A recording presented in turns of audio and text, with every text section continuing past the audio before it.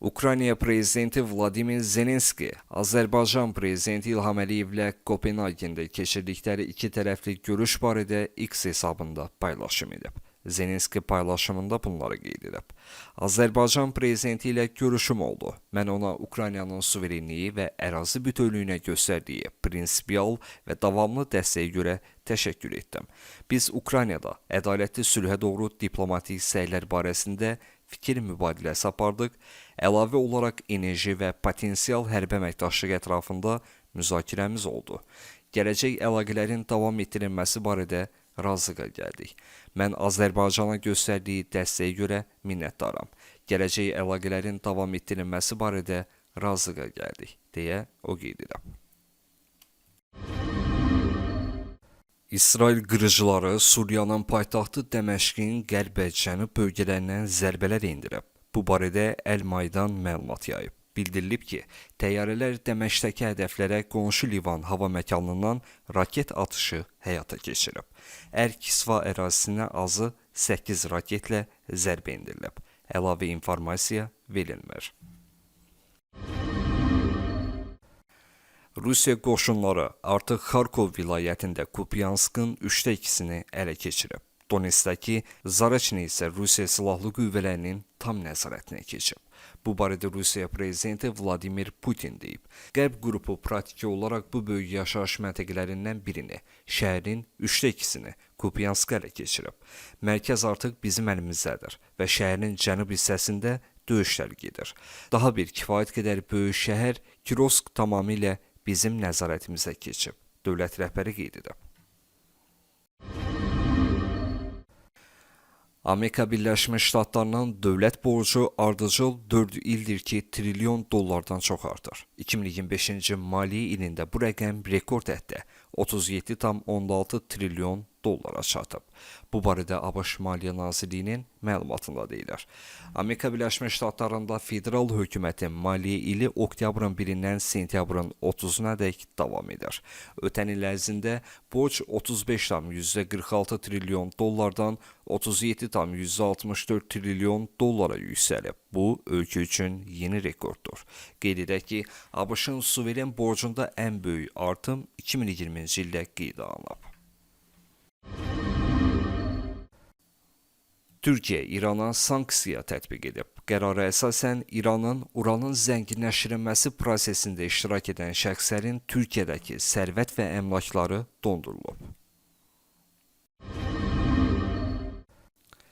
Avropanın hərbiləşdirilməsi ilə bağlı Avropalı liderlərin bəyanatlarına Rusiyanın cavabı özünü çox gözlətməyəcək. Bunu Rusiya prezidenti Vladimir Putin deyib. Məsələn, Almaniyada deyirlər ki, Alman ordusu yenidən Avropanın ən güclü ordusu olmalıdır. Yaxşı, biz onların nə demək istədiyini diqqətlə dinləyirik. Düşünürəm ki, heç kim Rusiyanın cavabının özünü çox gözlətməyəcəyinə şübhə etmir. Ölkənin paytaxtının köçürülməsi seçim deyil, zərurətdir. Bunu İran prezidenti Məsud Pezeshkian Hörmüzqan vilayətində investorlarla görüşdə deyib. Mövcud problemlər bu addımı qaçılmaz edir və hökumət regionlara səlahiyyətlərin verilməsi istiqamətində çalışacaq. Pezeshkian qeyd edib. SSR-nin dağılmasına səbəb İttifaq rəhbərliyinin Qərblə hər hansı ideoloji qarşıdurmadan qaçmağa ümid etməsi idi. Bunu Rusiya prezidenti Vladimir Putin deyib. Sovet İttifaqının dağılması Rusiya rəhbərliyinin o zamanki mövqeyi ilə əlaqəli idi. Düşünürdülər ki, kommunizm bitəndən sonra qardaşlaşma baş tutacaq. Hər hansı ideoloji qarşıdurmadan qaçmaq üçün bu addım atdılar. Amma xeyr, belə bir şey baş vermədi. Suriyanın keçmiş prezidenti Bəşər Əsədin Moskvada zəhərlənməsi ilə bağlı əsas sual budur. Onu kim və nə məqsədlə zəhərləmək istəyib? Bu sözləri politoloq İlhan Şahinoğlu Bəşər Əsədin zəhərlənməsi haqqında məlumatı şərh edərkən qeyd edib. O bildirib ki, Rusiyanın kəşfiyyat strukturları Kremlin hədəf seçdiyi insanları zəhərləmək təcrübəsinə malikdir. Rusiyanın xüsusi xidmət strukturları ölkə içində və xaricində müvafiq əməliyyatlar keçiriblər. Ancaq məsələ burasındadır ki, zəhərlənənlər Kremlə müxalif olan şəxsləri idi. Bəşər Əsəd isə Kremlin siyasi sığınacaq verdiyi və illərlə onu dəstəklədiyi şəxsdir. İlk baxışdan Kremlin onu zəhərlənməsi məntiqi görünmür. Suriyada hakimiyyət ələ keçirən qüvvələrin də Əsədi zəhərləmə imkanı yoxdur. Buna baxmayaraq, Əsəd Kremlə maneədir. Rusiya hakimiyyəti Bəşər Əsədə və onun ailəsinə Rusiya ərazisində sığınacaq versə də, Kreml Suriyada Əsədi devirən şara hakimiyyəti ilə diyaloq qurub və əməkdaşlığı genişləndirmək istəyir. Elə dünən Suriyanın baş qərargah rəisi general-mayor Əli Ən-Nassanın rəhbərlik etdiyi nümayəndə heyətinin Moskvaya səfəri başlayıb. Müxtəlif görüşlər planlaşırlar. Kremlin şarı ilə yaxşı münasibətləri Rusiyaya bu ölkədə hərbi bazaları saxlamağa imkan verir. Kreml bu səbəbdən Əsədə tapşırıb ki, Suriyanın yeni hakimiyyətdən qarşı açıqlama və ya bəyanat verməsin.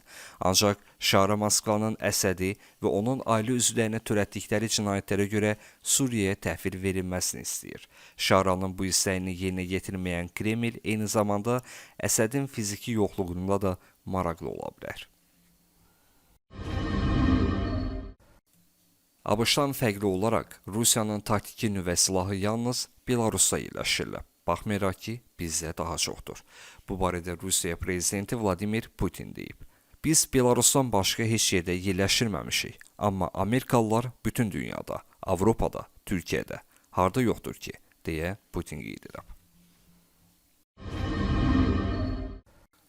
Rusiya generalı və Dövlət Dumasının deputatı Vladimir Şamanov Çeçenistanda Qazax kəndlərinin adlarının dəyişdirilməsinə qarşı çıxışından sonra hərbi məhkəməyə verilməlidir. Bunu Çeçenistan lideri Ramzan Kadyrov deyib. İndi Çeçenistan Respublikası Şirkovskaya və Naruskayanın adlarını dəyişdirməyə başlayanda Əclaf Şamanov səsini ucaltdı və o, törətdiyi cinayətlərə görə məhkəmə qarşısına çıxmalıdır. Kadyrov qeyd edib. Sentyabrın 25-də Şamanov Çeçenistanda Qazax kəndlərinin adının dəyişdirilməsi planlarına etiraz edib.